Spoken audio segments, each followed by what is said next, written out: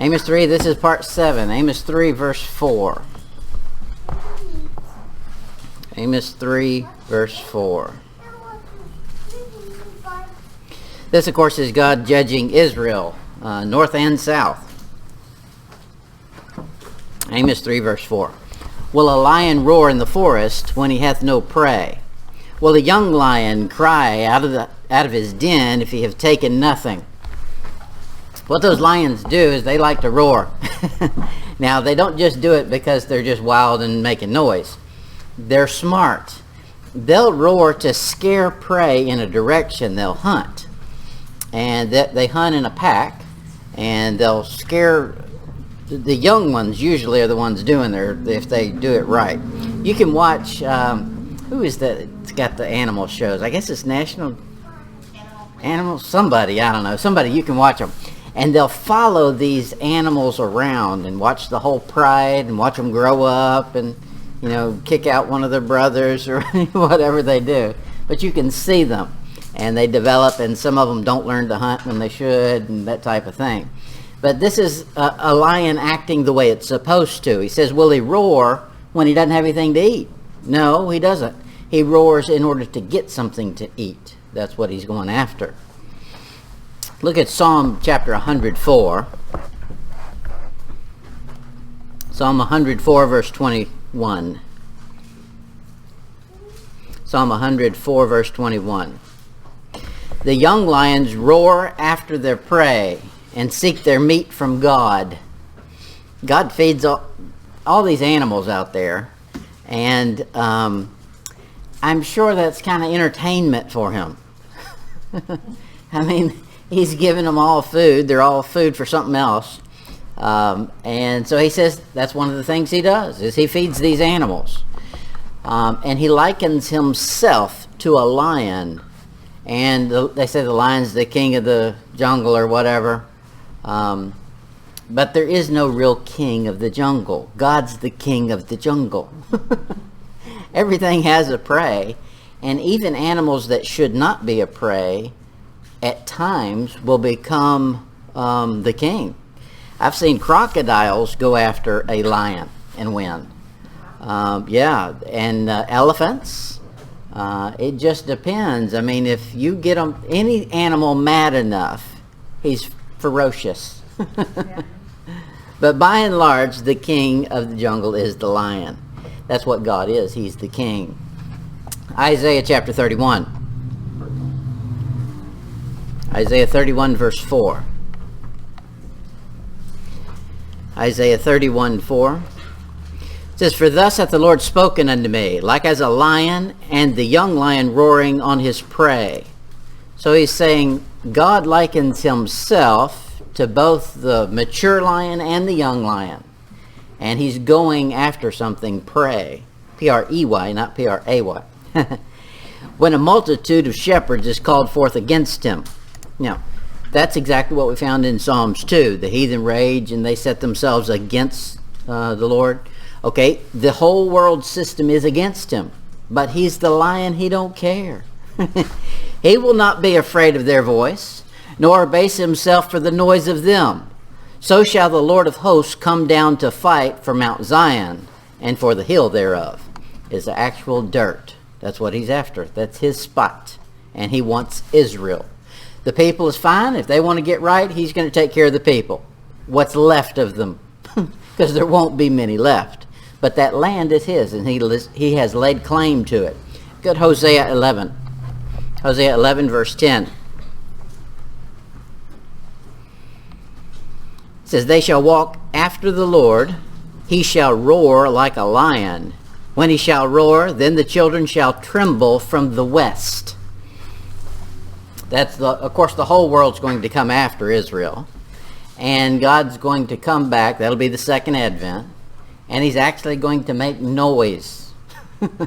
We know that when we leave, it's with the shout and with the trump. Well, he likes to make noise. He made all these animals to make noise. He didn't have to make that voice box in there and make them make noise, but he did that. It's a picture of himself. And when he gets back, he's going to do that too. Amos chapter 3, verse 5. Amos 3, verse 5. He says, can a bird fall in a snare upon the earth where no gin is for him? That is, does the bird catch itself? No, you've set a trap out for him. Shall one take up a snare from the earth and have taken nothing at all? Well, unless you're just moving it to a new spot, you basically leave it there until you catch something. Jeremiah 44 verse 27. It says, behold, I will watch over them for evil and not for good. This is God speaking. People ignore these verses, but they're in there, and there are quite a few of them. It says, God saying, I will watch over them for evil and not for good. And all the men of Judah that are in the land of Egypt shall be consumed by the sword of the famine until there be an end of them. Whew. When God gets mad, he destroys. Sometimes his destruction, like this, is saying, I'm going to take my time doing it. Ooh. We think of terrorists as being the scourge of the earth. They're nothing compared to how God gets when he decides to become a terrorist. He says he calls himself a terror. So the truth of the matter is, God is the biggest terrorist this world has ever known. So you want to stay on his side. Daniel chapter 9. Daniel 9 verse 7. Daniel says, O Lord, righteousness belongeth unto thee, but unto us confusion of faces, as at this day, to the men of Judah and to the inhabitants of Jerusalem, and to all unto all Israel, so north and south, both kingdoms, that all that are near and that are far off, though all countries, whither thou hast driven them because of their trespass, that they have trespassed against thee. Here he's been in chapter 9. You're going to find he's said, I was looking at the books and I found out in Jeremiah that we've got 70 years of persecution outside the land, and we're just about at the end of that time period, and that was correct. And he goes through and you start getting all the prophecy. But he's saying there, God, you were justified in doing this because Israel has deserved this, and that is not yet complete. Daniel 9, look at verse 14. Therefore hath the Lord watched upon the evil and brought it upon us. Who did that? The Lord did. The Lord brought the evil upon someone. For the Lord our God is righteous in all his works which he doeth, for we obeyed not his voice. When you disobey God, you deserve evil, according to the Bible. And that's tough stuff, but that's what it says. Amos 3, verse 6. Amos 3, verse 6. It says, shall a trumpet be blown in the city, and the people not be afraid? Shall there be evil in the city, and the Lord hath not done it? Okay, that's another one of those tough verses. Now, the first part you understand clearly. He says, shall a trumpet be blown? That is somebody who's on the watchtower, and they're going to sound the alarm. The trumpet is blown. Therefore, the people in the city say something is wrong. Someone has seen a problem. Okay, that's the watchman on the tower. The other part of that says, if this one's true, then the other one is true also. Shall there be evil in the city, and the Lord hath not done it? Absolutely. God oversees everything. The devil doesn't get to run around willy-nilly at his own, working his own havoc. He's under the control of God. You find that in the book of Job. Job is persecuted of the devil, but with the permission of God. And he can only go so far and can't go any farther unless he gets permission for it. Job 2, look at verse 10. Job 2, verse 10.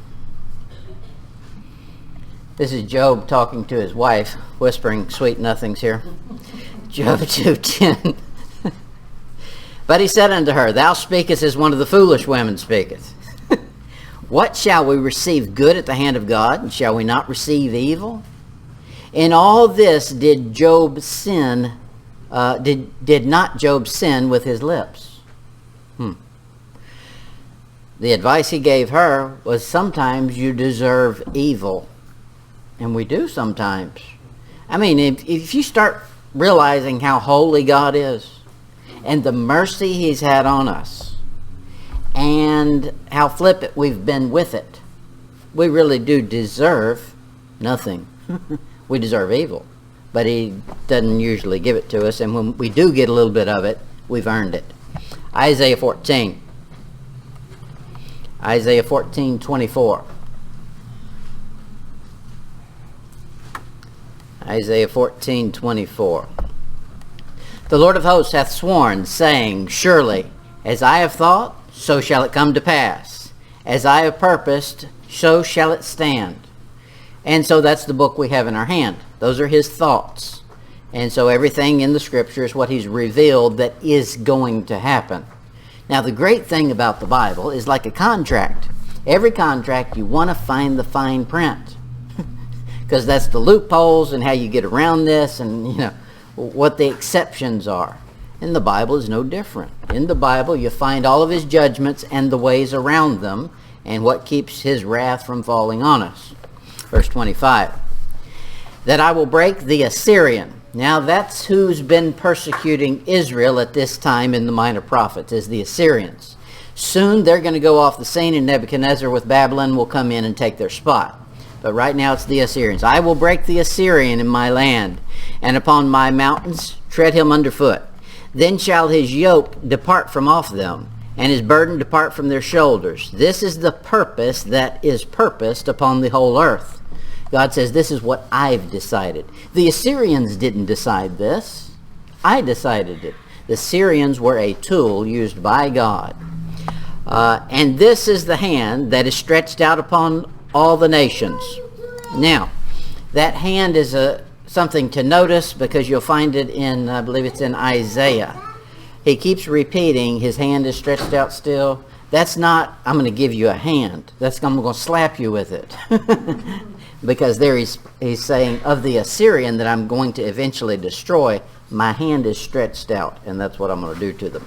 Verse 27, For the Lord of hosts hath purposed, and who shall disannul it? Nobody I know. Nobody's big enough to go up against him. He said, I've decided to do something. Anybody got something to say about that? No, sir. And his hand is stretched out, and who shall turn it back? Isaiah 45. Isaiah 45, verse 7. Isaiah 45, 7, another tough verse that when you show people this verse, they want to rip it out of the Bible, but it's there. Isaiah 45, 7. God speaking. He says, I form the light. We would agree with that. I create darkness. Okay, some people would not know whether they like that or not. I make peace. Most people are happy with that. But they don't like this next one. And create evil. Okay, that's Lucifer. Lucifer didn't create himself. God didn't form Lucifer into something evil. Lucifer decided to rebel, and God said, okay, just like he does, we saw the verses, him rewarding evil in a city. That's God giving the evil. The first place evil was rewarded was Lucifer. When he rebelled against God, God created evil and attached it to what became Satan, was originally Lucifer. I, the Lord, do all these things. I think that's pretty plain. That's God's taking responsibility for it and saying, I created it, it's mine. But that's a good thing. If he created it, he controls it. Ezekiel 14. Ezekiel 14, verse 9.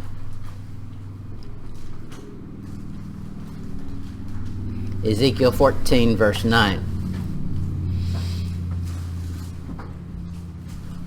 It's important not to play games with God. He's not a man, and we don't trick him. We've not pulled one over on him ever. But he will, if a man wants to try to play games with God, he'll turn around and play some right back with him.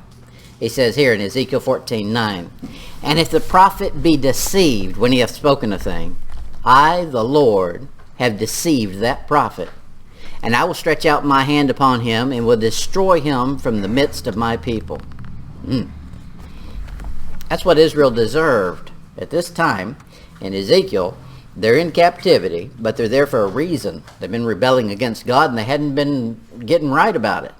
And God said, what I'll do is I'll just let these prophets come up with some crazy dreams, and I'll deceive them on purpose. And that justifies me destroying them. And that's what he does. Acts chapter 2. Acts 2 verse 23. Acts 2:23. This is in reference to the crucifixion, an account of it. It says, him being delivered by the determinate counsel and foreknowledge of God, ye have taken, and by wicked hands have crucified and slain. It says two things. It says you're responsible for doing it, but it was already determined by God. That's right. Evil cannot go beyond its bounds. God says this is the boundary line. You can come up to this boundary line, but you cannot go over. And so he says right there, God's already set this thing into play.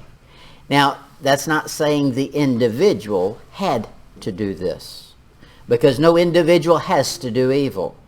They choose to. But God only allows evil to go so far. Acts 4 verse 26. Same connotation, Acts 4:26. He says, the kings of the earth stood up, and the rulers were gathered together against the Lord and against his Christ. For of a truth, against thy holy child, Jesus, whom thou hast anointed, both Herod, Pontius Pilate, with the Gentiles, and the people of Israel. That's 4 different categories. He says these 4 groups of people are responsible for the crucifixion. We're gathered together for to do whatsoever thy hand and thy counsel determined before to be done. Say, God, you decided exactly what was going to happen. Now, we understand that was to take my punishment. Okay, God already decided what the punishment for sin is. It's hell. Okay, well, I'm glad that Jesus Christ took that. Amen. But it was already determined if my sin was going to be paid for, it was going to require that payment. So that was already determined. Look at Amos 3. Back to Amos 3. Amos 3 verse 7. Amos 3:7 says, surely the Lord God will do nothing, but he revealeth his secret unto his servants, the prophets. This is true, but it's also scary, because you got a bunch of people claiming to be the prophets of God, and they've got some inside scoop that you've never known about. Well, we don't have to worry about that now, because we've got the full canon. Everything's been written that needs to be written. You don't go any farther out than eternity, and Revelation 22 is about eternity. Okay, so I don't need anything else written. So there's nothing new to be revealed. It's all right here. Now, there might be more information to be explained in that, but there's no new added material to put in it. At the time he's writing here, they were still coming up with the scripture. God was still revealing it to prophets. So he was revealing to these prophets secret things. Let's see him do it. Genesis 6. Genesis 6 verse 13. Genesis 6:13. And God said unto Noah, the end of all flesh is come before me. Okay, Noah didn't know that beforehand. He didn't know it until God told him. But God says, I'm going to tell you a secret. I'm about to knock everybody off. Just you's going to be left before me. For the earth is filled with violence through them, and behold, I will destroy them with the earth. Genesis 18. Genesis 18 verse 17. It seems like the time God reveals information is the time he gets mad. That's you'll see from what we're going to see in the scripture, the ones that he's revealing this information to, he's telling them about destruction coming. And I mean, that's our basic message to a lost person, is destruction is determined for you. Okay, that's secret information he didn't have. It's written down, that's true. So it's not really that secret. He could go read it himself. Genesis 18, verse 17. And the Lord said, shall I hide from Abraham that thing which I do? Sodom, Gomorrah, Admah, Zeboim. That's what he's about to do. Destroy them all. 1 Kings 22. This is, who is this prophet? This is Micaiah. 1 Kings 22:19. And he said, hear thou therefore the word of the Lord.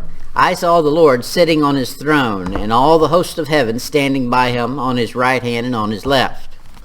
Okay, you're going to get some secret information about God. It's probably not going to be how to make $1 million. That's not a concern of his. Verse 20. And the Lord said, who shall persuade Ahab that he may go up and fall at Ramoth Gilead? Somebody going to go die? A king die? Who's going to convince this king to go put himself in a position to die? Yeah, that's what he's saying. And one said on this matter, and another on that manner. Okay, so you're getting a view into heaven. In heaven, God says, here's what I've determined I want to do. Y'all got any ideas?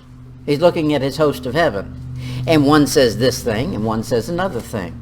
They've got brains, and they can think. They're independent. Verse 21. And there came forth a spirit and stood before the Lord and said, I will persuade him. And the Lord said unto him, wherewith? And he said, I will go forth, and I will be a lying spirit in the mouth of all his prophets. Now we know lying's not good. But remember, we've already read that God will deceive a person if he's been trying to pull one over on God. God will turn around and do it on him. And that's where we're going right here. And he said, thou shalt persuade him and prevail also. Go forth and do so. God says that. Okay, that's a secret information that's revealed to a prophet. And Micah is giving this information out. Psalm 25. Psalm 25, verse 14. Psalm 25, 14. The secret of the Lord is with them that fear him, and he will show them his covenant. Somebody starts trying to tell you that they've got special information. You find it all the time. Charismatics are big on it. That they've got special scoop on something that is not written in the Bible. Well, if it's not written in the Bible, I don't want to hear it. But they've got some information that you need to know, and they're going to prophesy for your life. Nobody's going to prophesy for your life. God will do that individually, but he's not going to tell me what he wants to tell you. He's fully capable of, if you're his son or daughter, he's fully capable of telling you what he wants you to know. He's not going to waste his time talking to me about you. He's got enough to talk to me about me. He says right here that he's going to reveal this to someone who fears him. That's something sadly missing in modern Christianity, is anybody who actually fears God. Are you afraid of God? Well, you know, you're going to stand before him in a judgment one day, and that'll start the fear off from there. So just think about that a little while, and then you'll suddenly realize you are afraid of him. Daniel chapter 10. Daniel 10, verse 21. Daniel 10, 21. Here's God revealing a secret. One in the Old Testament, one of the ways he would do it was through an angel. An angel would come down. Angels are all through the Bible in the Old Testament. Sometimes those angels are what we call a theophany. They're Jesus Christ comes to actually give the information before he had the body of Jesus Christ in an angelic body. Now by angelic I don't mean with wings and a halo on his head. And the Catholics hadn't been invented yet. Daniel 10 verse 21. But I will show thee that which is noted in the scripture of truth. There is none that holdeth with me in these things but Michael your prince. Now that's the way it normally happens. Even in the Old Testament here he's saying, the way I'm going to explain future events to you is how? Out of the scripture. Not go eat this bad pizza and go to bed at 3 o'clock in the morning and then you'll suddenly get to dream. John chapter 15. John chapter 15. In the Old Testament it was a prophet. And you had to watch out for a false prophet, but basically that was how God revealed scripture, was through the prophets. In the New Testament, after the Scripture has been revealed, we get something new. We covered it at some point, one of these last weeks. I know, on the book of Jude. What used to be a prophet is now a teacher. There were false prophets then, and now there's false teachers. So those are the correlation. Here it is, John 15:15. Henceforth I call you not servants, for the servant knoweth not what his Lord doeth. But I have called you friend. Okay, now watch this. For all things that I have heard of my Father, I have made known unto you. Okay, I don't think, I think what you've got here is what was only given to prophets is now delegated to his friends. And doctrinally here, it's not a Christian. Doctrinally, in the book of John, you don't have any Christians. You've got, now I think they were in the body, they're just not revealed that that's what it is. They're still living by the Old Testament rules and regulations. And the friend of the bridegroom is what John the Baptist claims to be himself. That's not me. I'm not a friend, I'm the bride. 1 Corinthians chapter 2. 1 Corinthians 2, verse 7. As a Christian, we've been given something that very few had in the Old Testament, and that was the ability to prophesy. We have the ability to prophesy. Now, we don't come up with it on our own, and we're not something special. We prophesy words that are written on a page. I'm not going to add to any of these words or take any of these words out, or if I do, it's no longer the prophecy. He says in 1 Corinthians 2, verse 7, but we speak the wisdom of God in a mystery, even the hidden wisdom, which God hath ordained before the world unto our glory. Verse 9, but as it is written, eye hath not seen, nor ear heard, neither hath it entered into the heart of man the things which God hath prepared for them that love him. Okay, do you understand what he said? He said, nobody knows. You don't know what God's got ready for you. Verse 10. But let me change my tune. But God hath revealed them unto us by his Spirit. For the Spirit searcheth all things, yea, the deep things of God. Now he set it up right there. Verse 9 is a quotation from Isaiah. But what he's setting up is he's setting up that the natural man can't get these things. But if a man has a supernatural spirit from God in him, he can. And if you're saved, you have that spirit. Look at it, verse 14. But the natural man receiveth not the things of the Spirit of God, for their foolishness unto him, neither can he know them, because they're spiritually discerned. Verse 16. For who knoweth the mind of the Lord, that he may instruct him? But we have the mind of Christ. You do. It's right there in your lap. Amen. That's his mind. That's what he thinks. Those are his words. He's the Word of God. Therefore, you have his mind, but you don't instruct his mind. You don't tell him what to do. There is a whole sect of people who think they can run around telling God what to do. They can declare and decree. No, you can't. That means you're the God of God. And we're not. We don't run him. Now, we have his mind, but his mind is to instruct us, not the other way around. Amos 3, verse 8.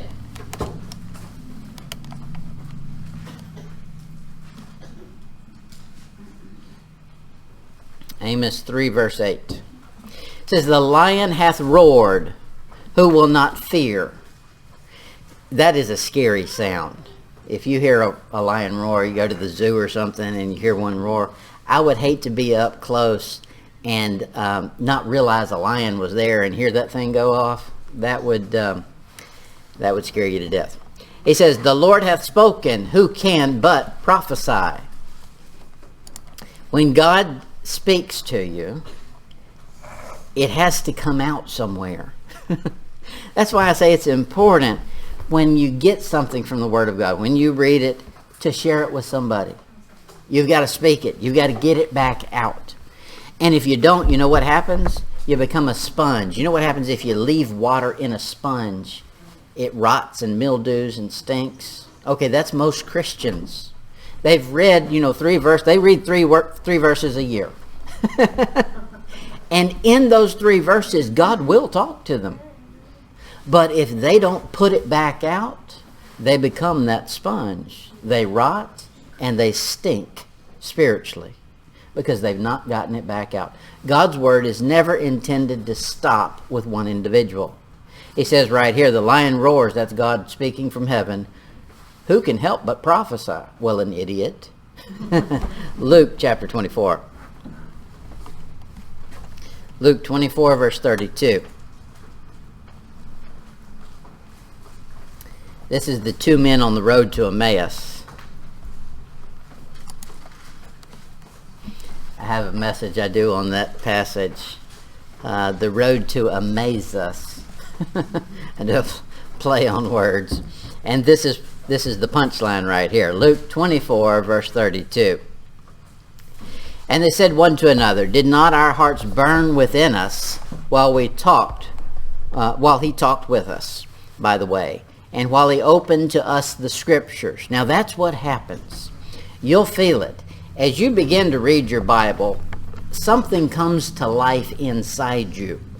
Now, I'm not talking about some spooky thing, but as a Christian, you're a 2-part being. There is a part of you that has nothing to do with the old nature.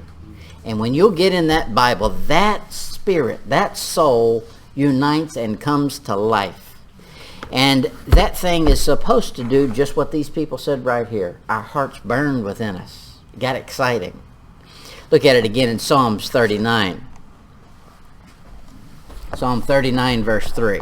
This description is given over and over in the Bible, so you know it's true. And even if you've never experienced it, you know it's true, but I'm sure you've all experienced, I would hope. Psalm 39, verse 3. My heart was hot within me. While I was musing, the fire burned. Then spake I with my tongue. Okay, that's the way it's supposed to happen. When God reveals something to you, it gets exciting. You say, hey, I figured something out. They've been saying that for 20 years, and I just figured it out. It's right there.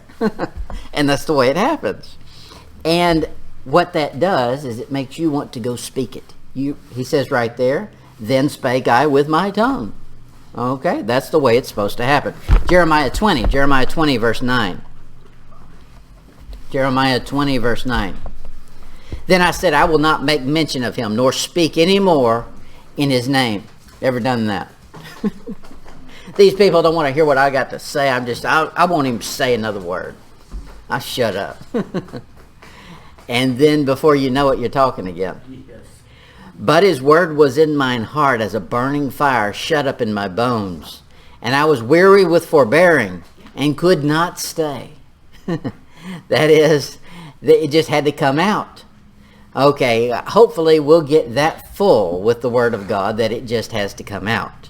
Now, you know that has to happen because the Bible says out of the abundance of the heart, the mouth speaketh. If we would just put more abundance of the Word of God in our heart, we would be speaking it whether we intended to or not. You know, when you fill up, in fact, oftentimes when I get a coffee, I will pour off the top of it because I don't want to spill it when I'm driving or pick it up or whatever. That's because it's abundant. When it's full, if it jostles, it's going to spill. That should be the same with us. Whatever you have in abundance in your heart will spill out. Now, you know how you can tell what's in abundance in somebody's heart? When they hit their finger with the hammer. You find out what's in their heart because it comes out. And that doesn't just slip out and you didn't just accidentally overhear that. That's in abundance. Right. Not just a little bit, abundance in your heart. Now let's not make this convicting. 2 Corinthians 4. 2 Corinthians 4 verse 13.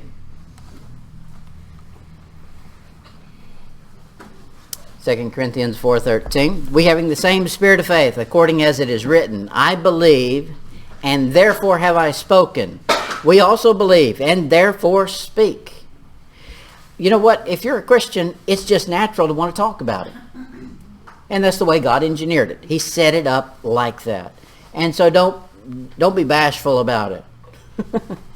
It doesn't matter if they don't talk that way and they don't have a clue what you're talking about. I told Rachel, me and Rachel have a weird sense of humor. You know, we're corny.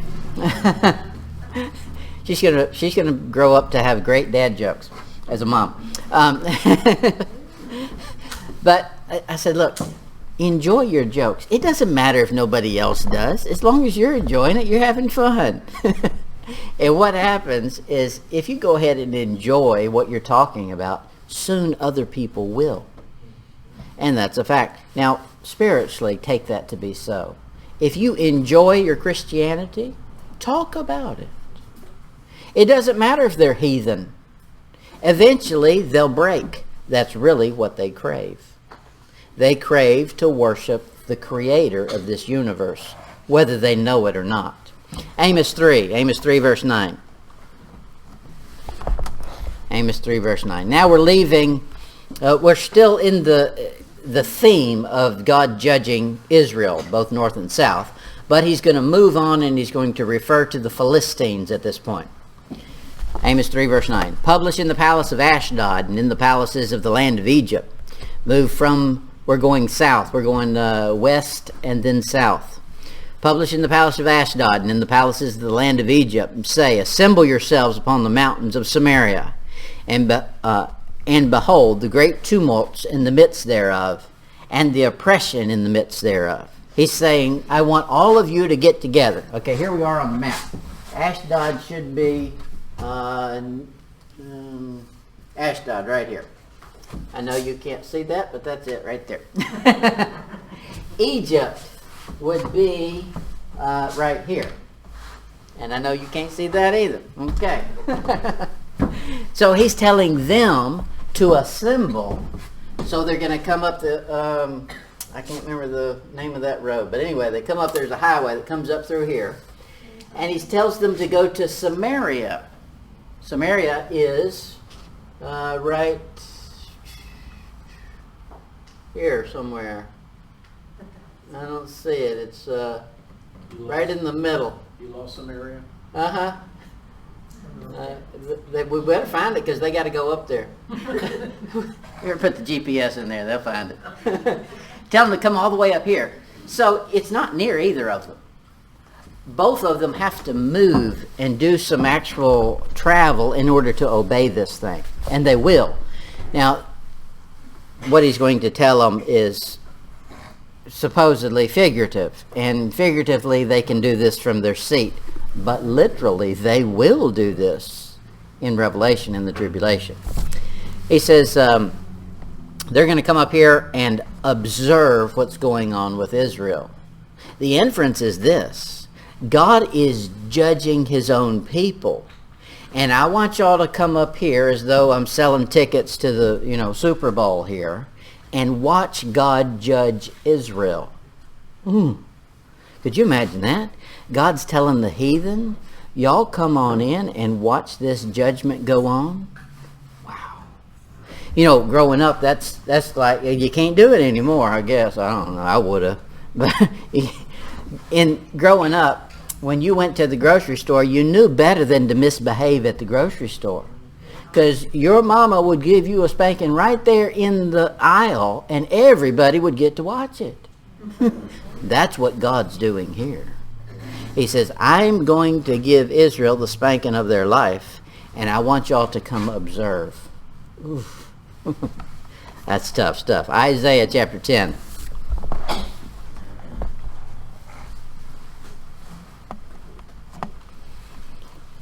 Isaiah chapter 10, verse 12. Now, God is a God to be feared, and he likes to be feared. He deserves to be feared. Part of the reason he's calling these heathen to observe him correct his children is because he's going to turn around after that and he's going to punish the heathen. And he's going to destroy some of them so they no longer exist. Isaiah 10, verse 12. Wherefore it shall come to pass that when the Lord hath performed his whole work upon the Mount Zion and upon Jerusalem, I will punish the fruit of the stout-hearted of the king of Assyria, and the glory of his high looks. Whew. God says, when I'm done letting Assyria be my tool to punish Israel, I'm going to turn around and I'm going to take care of that one. Assyria is going down. And they do. They go down heavy. Nebuchadnezzar comes in, and Babylon comes in, Sennacherib, and they mop the floor with them.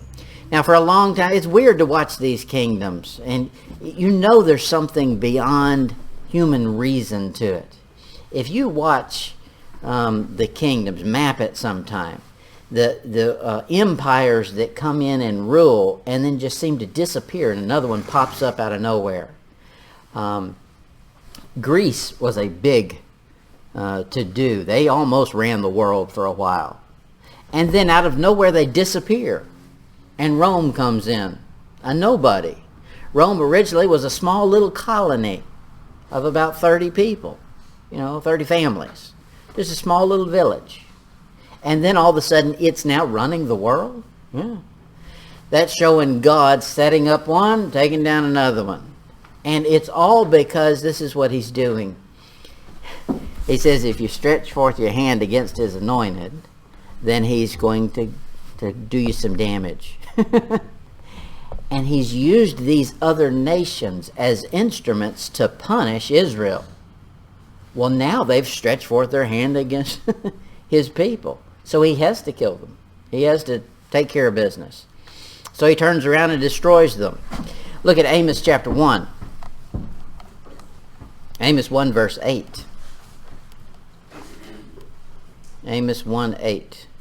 Ashdod is one of those places. In fact, let me see if I can pull that up.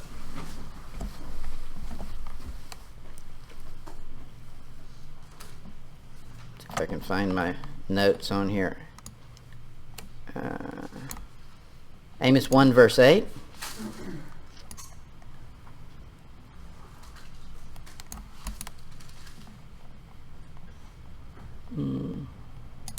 I was going to show you on the map where all this is. I've been plotting it, but it takes a while.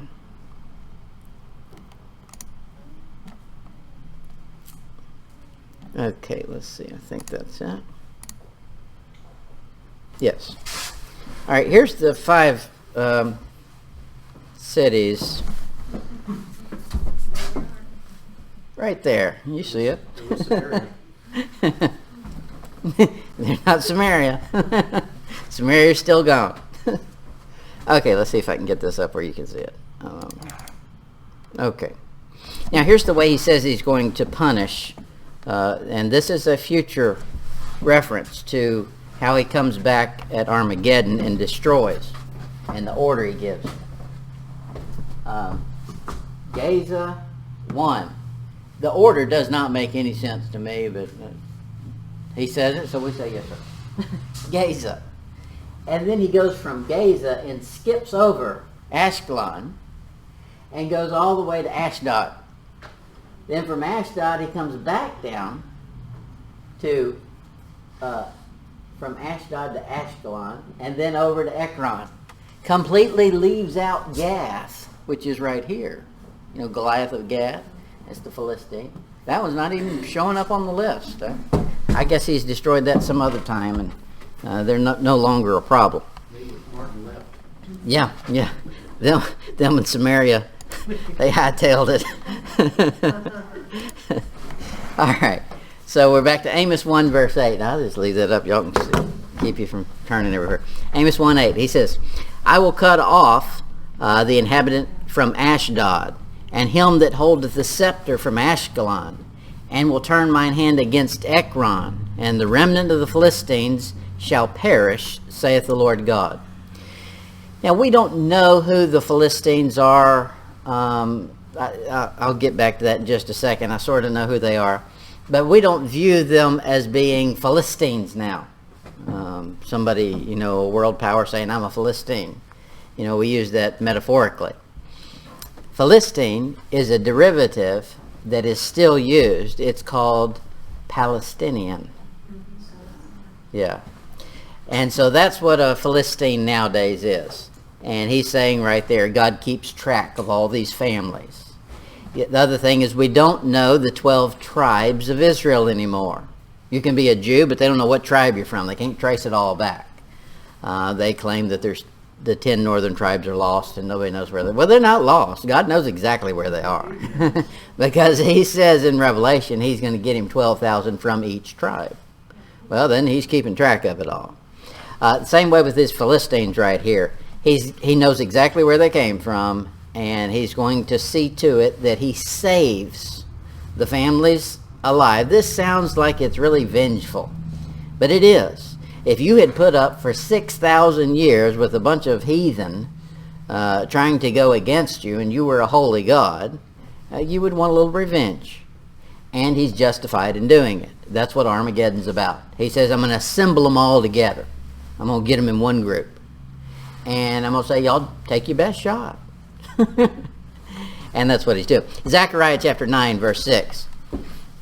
He says, and a bastard shall dwell in Ashdod, and I will cut off the pride of the Philistines. Now, you remember that Moabite and Ammonite cannot enter into the congregation to the 10th generation if they're a bastard. So those people would have to go dwell in what used to be the Philistine territories. He's reserved it. That's where their new home's going to be. He's so mad at the Philistines that even the ground is distasteful to him. So he says, this is going to be the timeout room for eternity. Amos 3, verse 10. And, we probably better stop. We've already gone an hour. Amos 3:10. We'll pick it up there, Amos 3:10 next week.